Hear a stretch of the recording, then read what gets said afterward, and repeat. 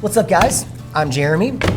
We are going to take a deer and we're going to take all of the worst cuts that we can imagine and work our way up so that we can try pretty much every different cut that we can think of with deer and see if it's worth the time and effort. Today what we're working with is the skirt steak, which comes from literally the stomach flaps in the deer. And this is the worst parts of deer. The deer fat. It doesn't cook down, it doesn't render, it tastes awful. And there's no actual meat. And there's no actual meat. So we're gonna trim that off. That's what Josh is doing here, is trimming off the actual fatty bits of it. We're gonna do it in just like I would do a traditional flank steak, like tacos, and I'm gonna marinate it in lime, cilantro, garlic, and oil. There's not really much else going on there, is there? There's a little bit right there. Okay. Well, I definitely don't want to do too much fat. So just throw all this away then? Then we're gonna rate this too, and this might be a complete disaster. We might not even want to go through this at all. It might be just better off going through the grinder. Pretty good. Flipping it over, trying to create more meat. Any of the hard fat that you can't really get out of there, I'm gonna cut that off because I know it's not gonna taste good. All right. I'm gonna go with this, and we'll see if that's gonna work. We don't not want to eat that either. You're right. The more you trim off, there's really not much there, is there? Okay, we're going with that. Well, that's okay. We'll just not tenderize it. We're gonna try it You know what? It looks good enough as it is. Yes, we're gonna try it untenderized, but I'm gonna marinate it first whole, and then we'll cut it and put it into tacos and see if it's even edible or if it goes to the dog. For this particular preparation, I'm gonna take 2 limes, and if you want, you can zest the limes and get more lime flavor out of that. And how you would go about that is either with a microplane or, in this case, an actual tiny cheese grater, and then you just zest your lime, and all that lime skin that comes off melts into lime oil, and you'll get a lot stronger flavor out of it. Soften the lime up a little bit. Just a little lime juice. The lime juice will help kind of break down the texture of this meat. Probably 1.5 will do. And we'll take a couple of cloves of garlic. I mean, the seasoning looks pretty good. Yeah. Take Nothing else, we can just like suck it off. That's right. Really want to get it to release its oil into the marinade. That's probably good enough. And then the cilantro, again, we're just gonna chop that. I'm gonna just kind of roughly do like half a bunch.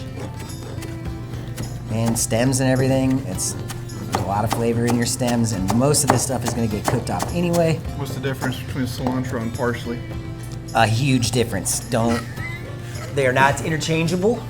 It looks like parsley. It does, but I promise you when you taste it, it's not the same. That's a fatal error. Well, I was gonna say, because parsley just tastes like grass. Kind of. This tastes like soapy grass. A little bit of oil, just to, make that sound. And then we're gonna mix this stuff around a little bit, and we'll just let it sit for about 4 hours. The seasoning is just something I put together. It's just salt, pepper, smoked paprika, and chipotle. But it is better off, especially in these tougher cuts of meat, to let your seasoning work into it. The salt too. Salt will help draw out some moisture and also create a little bit of tenderness.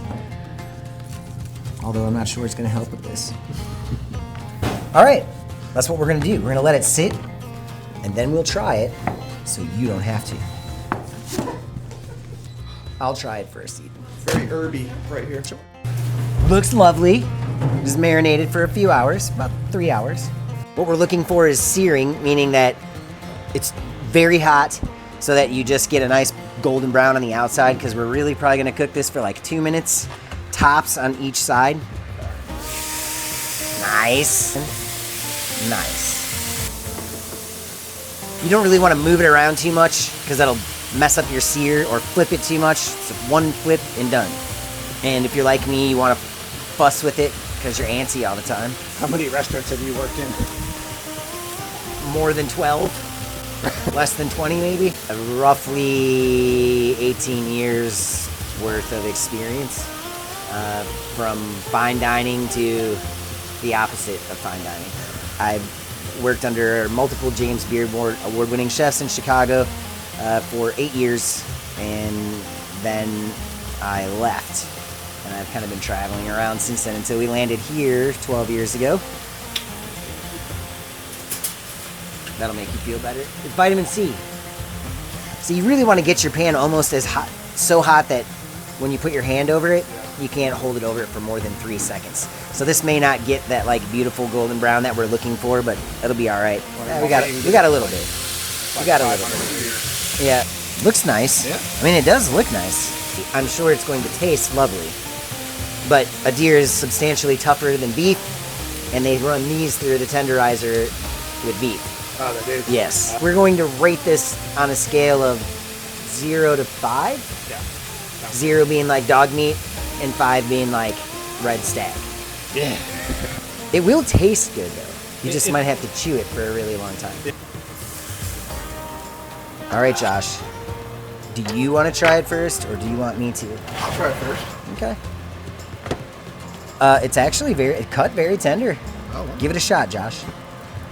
We got a pretty nice medium. That's really what you want all of your venison and or game, period, to look like, is a pretty good medium. What? Honestly, What? it was really good. It's surprisingly good. That's not right. Carve my piece. Okay. It's definitely not a 1 on the scale. Okay, so we're a little more in the rare side of things in the middle here. Right. But that's okay. Because the more cooked that this stuff gets, the tougher it's going to. Might want to put that one back on just a little bit. Everyone's got to try it, so we get a consensus. All right, this one's got a lot of gristle in it. Okay, so if it's really gonna be bad, that's gonna be your. Josh says.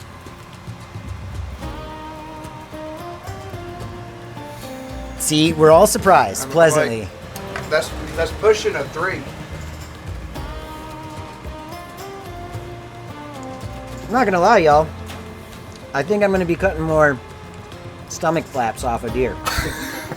There's a weird texture, Mm-hmm. but but it actually chews Mm-hmm. really well. It's not just staying there No, like we thought it would. and it's not like I really thought it would be very, very tough, but it's actually not. I mean, I like it. General consensus, I would give it a solid 3. Like, really, I would definitely eat it again. I would definitely make that style of preparation. It would be great for fajitas, anything that's using that stir fry even. Like, it would make a good stir fry if you cooked it first and then cut it into pieces. Yeah. The key is not to overcook it, which is true with all of your venison. If anyone that's watching this doesn't like game because you think it's too tough or it's gamey, I don't know what to tell you about the gamey part, but that's perfect. Steak. Yeah. It was really good. Y'all should try that. That's a successful first go. Next up. Shanks. Long cooking preparation. The only way you're going to get that tender and actually edible is to cook it slow and low. So All right. Stay tuned. we'll do that.